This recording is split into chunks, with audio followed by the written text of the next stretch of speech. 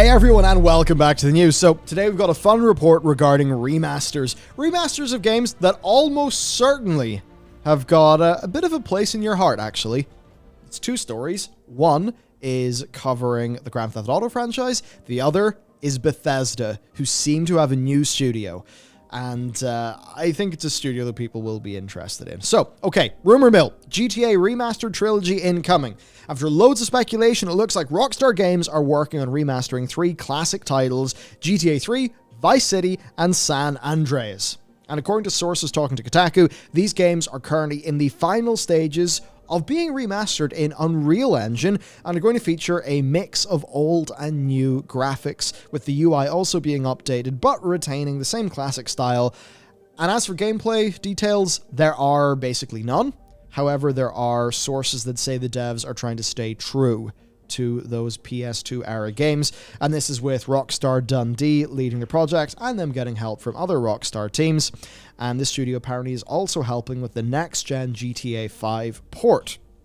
Now, what's also interesting here is that the plans of this have chopped and changed.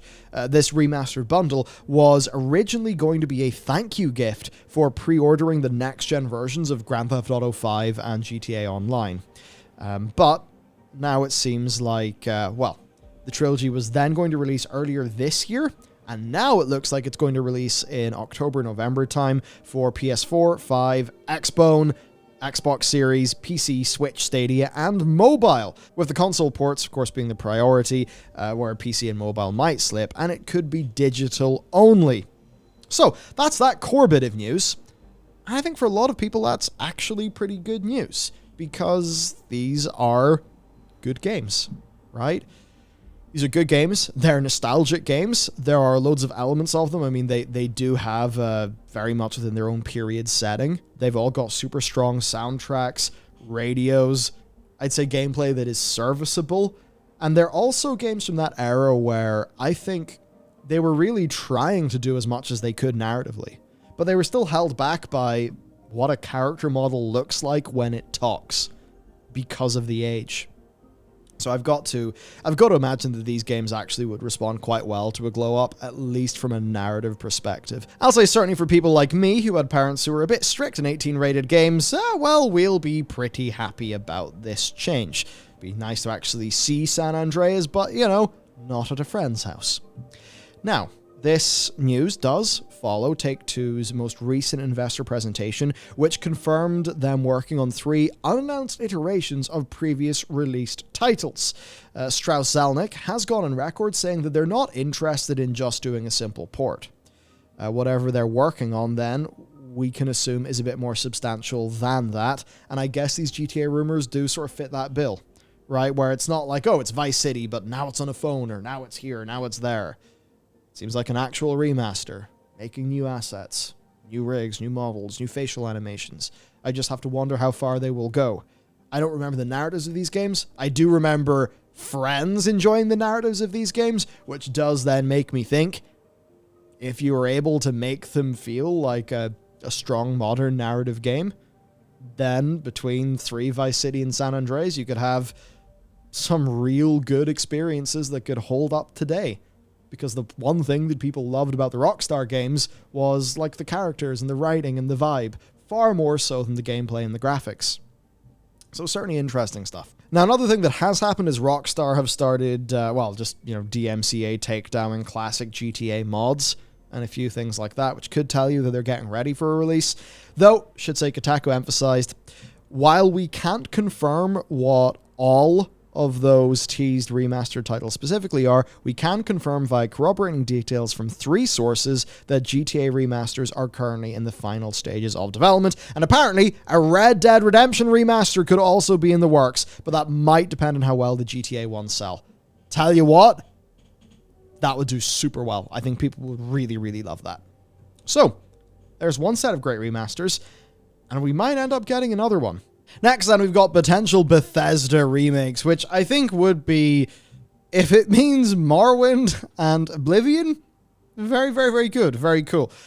maybe not a super solid thing, though. So basically, Skullsy shared a little bit. Now, Skullsy is a like Bethesda game content creator, and said that they heard a rumor about Bethesda opening a new studio that focuses on remakes or remasters.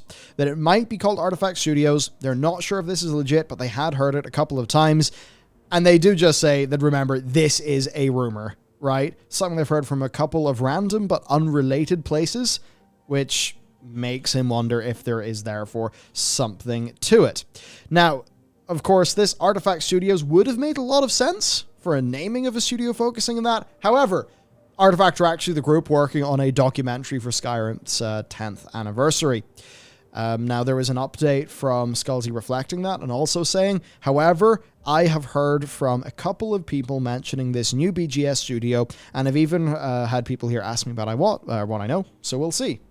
Now, Tyler McVicker, who people will have known from Valve News Network, did say the opening of a new studio can be confirmed by crawling resumes and LinkedIn profiles. Now, some people have taken that tweet as possible evidence. My initial read of that, honestly, my initial read was Tyler saying we could confirm this if we trawled LinkedIn, but it seems most people have taken that as it is confirmed via LinkedIn, but we didn't find anything.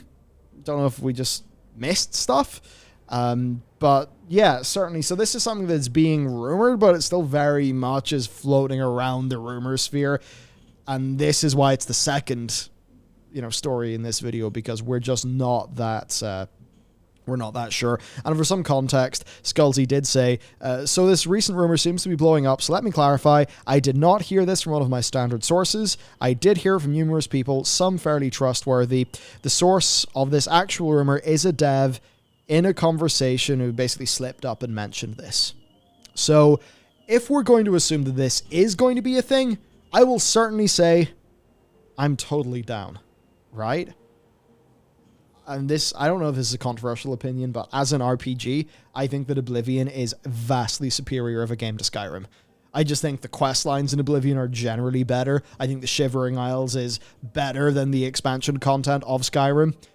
Just the towns and cities are more varied and interesting in Oblivion. Oblivion's magic system is, I mean, it can be total bullshit, but it's I think way more fun and inventive. Obviously, Oblivion does not have a great combat system, and the whole level scaling thing is very, very bizarre and weird.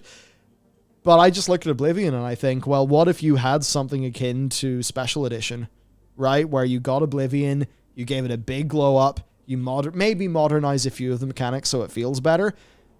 I mean, then you basically just have I don't want to say another Skyrim, but for a lot of people, Oblivion's just that little bit extra, older. They don't know about it as much. It's a little bit more limited in modding and stuff.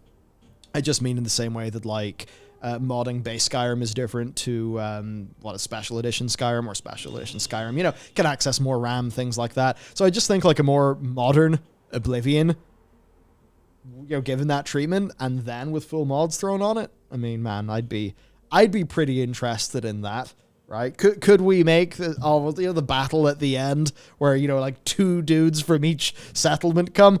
I wonder, could you do a mod that with tech limitations being lifted and stuff could make that an actual cool battle? I have no idea, but it would just be cool to me. And then I guess for Morrowind as well. Morrowind is so just a beloved game. I do wonder if they would have the stones to try something on Morrowind. Would certainly be a challenging one, given that Morrowind is definitely from a different era to the two most recent Elder Scrolls games. Of course, for a lot of people, though, they're just thinking new Fallout, New Vegas. I think a lot of people would enjoy that.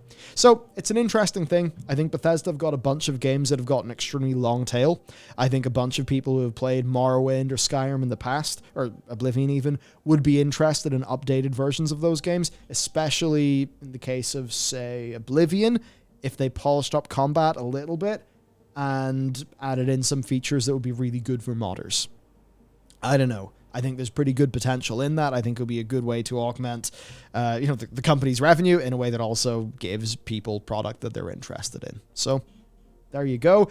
I will admit too, there's a bit of me that's just thinking there's so many of those old Oblivion mods. Imagine I forget the name. Is it? No, Enderall's the Skyrim one. It's the one that it's like a German dev team makes. I just wonder, what it would be like if one of those even got the treatment in an updated version of the game.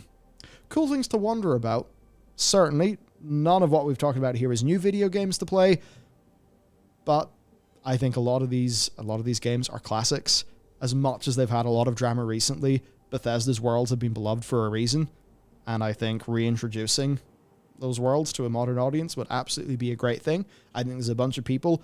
Skyrim came out, it was their big game, and I just think, yeah, you enjoyed Skyrim? Okay. Well, you go do the Dark Brotherhood Oblivion questline, come back to me and tell me which one you think's better. Go hang out with Sheogorath in Oblivion and tell me where he's more interesting.